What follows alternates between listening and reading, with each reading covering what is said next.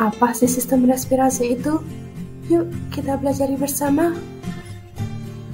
Perkenalkan, kami dari kelompok 3 dengan anggota 1 Afifah Rahma P, 2 Devi Vindari AI, 3 Erik Wahyu S, 4 Gibana Nugrahani, 5 Nanda Salsabila A, 6 Sylvia Intanka, dan 7 Vina Marlina.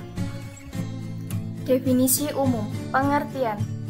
Proses keluar masuknya oksigen ke paru-paru, kemudian diteruskan ke seluruh tubuh melalui darah. Fungsi, perantara alam bebas atau luar dengan cairan interseluler atau dalam, menciptakan suara dan mencium bau.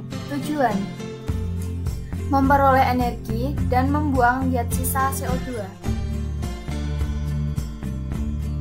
Organ, 1. Rongga hidung, 2. Faring atau tekak, 3. Laring atau pangkal tenggorok, 4. Trakea, 5. Bronkus dan bronkeolus, 6. Paru-paru. Rongga hidung, yaitu tempat pertama kali oksigen masuk. Pertama, selaput lendir untuk menangkap benda asing. Kedua, rambut-rambut kecil dan tebal untuk menyaring partikel. Ketiga, konka untuk menghangatkan udara dingin.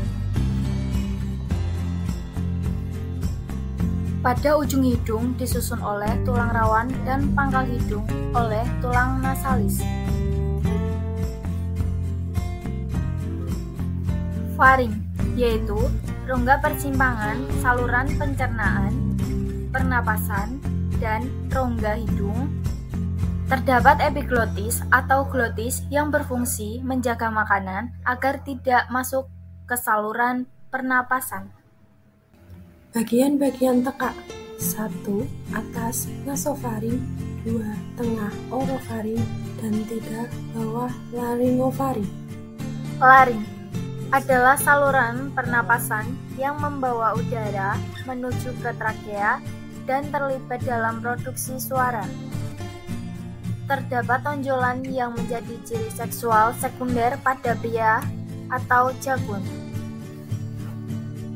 Fungsi utama, melindungi saluran pernapasan di bawahnya dengan cara menutup secara cepat pada stimulasi mekanik.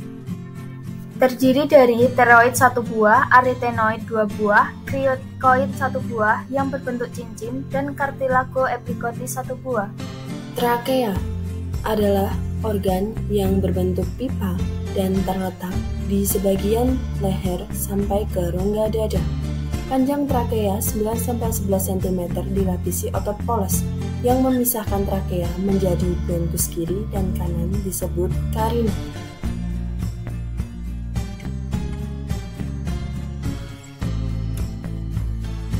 Bronkus dan bronkeolus adalah kelanjutan dari trakea. Bronkus kanan lebih pendek dan lebar. Cabang utama bronkus akan menjadi bronkus lobaris, kemudian akan menjadi bronkus segmentalis, ukurannya semakin kecil menjadi bronkeolus terminalis, kemudian masuk ke dalam paru-paru melalui alveolus.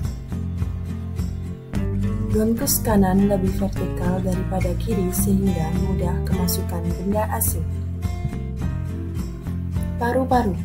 Paru-paru berada di dalam rongga dada atau cavum mediastinum bagian atas, terbagi menjadi kanan dan kiri. Paru-paru kanan 3 lobus, paru-paru kiri 2 lobus. Paru-paru kiri sedikit lebih kecil dari kanan.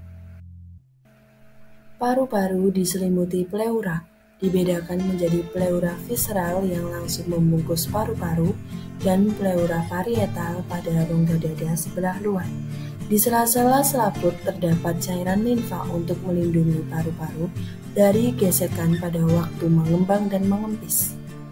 Jenis pernafasan dibedakan menjadi 2, yaitu pernafasan dada dan pernafasan perut. Berikut proses pertukaran gas. Dapat dilihat pada layar.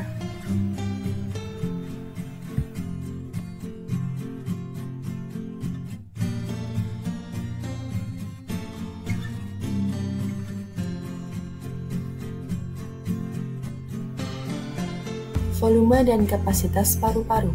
1. Volume tidal atau pernafasan biasa sebanyak 500 cc. 2. Volume cadangan inspirasi sebanyak 3000 cc. 3. Volume cadangan ekspirasi sebanyak 1100 cc, 4. Volume residu sebanyak 1200 cc. Contoh penyakit: 1. TBC, 2. pneumonia, 3. emfisema, dan 4. asma, dan masih banyak lagi. Lalu, bagaimana sih cara memelihara organ pernafasan?